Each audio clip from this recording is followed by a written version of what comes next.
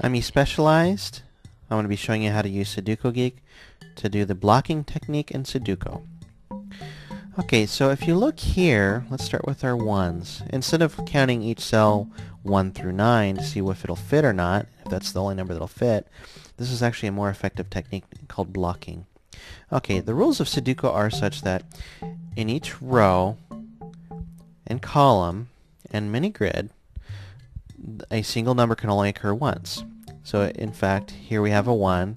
It can only exist in this mini-grid once, this column once, and this row once. So if we take this into account, let's find here we have a mini-grid and it has no 1. Now if we use the blocking technique, we can see that these two empty cells here, they're blocked by this one here in this row. Likewise, way over here, the 1 is blocking this empty cell here. With that in mind, you can see, well, this middle row of this mini-grid has no 1, but you can see that there's an 8 here and a 7 here. So with that in mind, you have only one cell that the number 1 can fit in. So you place it. Alright. So you're thinking, okay, is it really that simple? And indeed, it really is. Let's look at the 2's. Let's try another scenario. Okay, you can see the 2 here in this row. It's blocking this number here, this empty cell. But down here you have two options to put a number 2 in. Now, don't use guessing.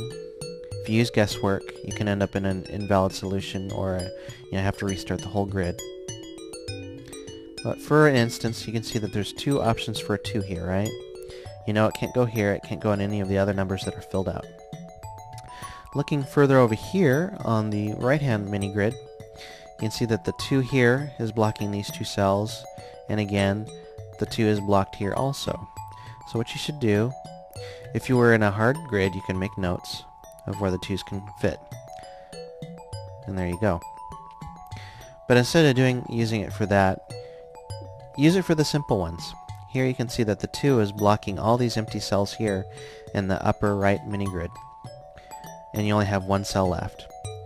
Now you can see that the other columns are not necessarily blocked. This row is blocked, but if you take into account that this mini-grid has 1, 2, 3, 4, 5 filled cells that are blocked, you can't place a 2 there. You have this 2 here blocking all these empty cells. That leaves only one cell to place a 2. All of a sudden, this option for a 2 down here is no longer available. So using this technique, you can quickly find other options for where you can place a 2. You can see here, we've got a 2 blocking this row, a 2 blocking this column, and a 2 blocking this row. And in this mini-grid, there's a 6 here. And you can see that there's only one option for placing a 2. Oh.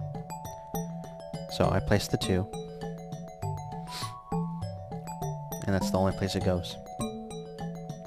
So if you come down here, all of a sudden, the cell no longer has a 2 available because it's been blocked by this one.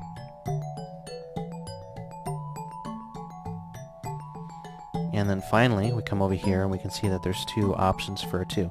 Now let's say you didn't place the 2 there. Earlier on, let's say you decided that you wanted to place a 2 here. And see, you get the invalid solution. You made a guess, you shouldn't guess. Now by changing, so you have white numbers and black numbers. The black numbers are the changeable cubes that you've placed. You can see, how would you back out of this? Well, you can just simply delete or undo your last move. And you can see what happened here. We got 2 options for 2 here, 1 here. So really, the 2 has to go here in this lower row. It can't go here. And likewise over here, now you only have one place to place a 2, and all the 2's are completed. That's how you play Sudoku. That's the easy solving technique called blocking. Many people call it by different names. And that showcases our Sudoku Geek. Thank you.